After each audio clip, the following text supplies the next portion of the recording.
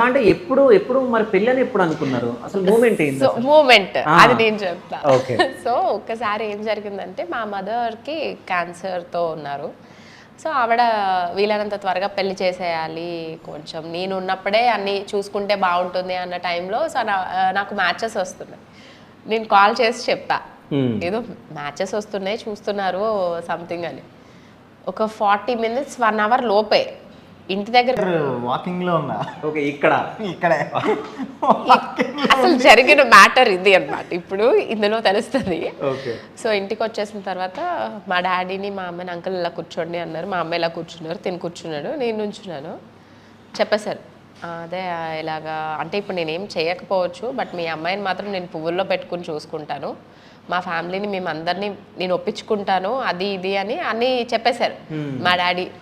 అబ్బాయి జమ్ము, అమ్మాయికి కూడా చెప్పకుండా అసలు ఇంత నిజాయితీగా వచ్చి తల్లిదండ్రులు అడిగే అబ్బాయిని ఈ కాలంలో చూస్తున్నావా మనం, అలా మాట్లాడారు. మా అమ్మ మా అన్నయ్యని పిలిచి అమ్మ చూడు సిద్ధు గారు ఇలా చెప్తున్నారు అని అలా మాట్లాడడం అలా ఫిక్స్ అయింది.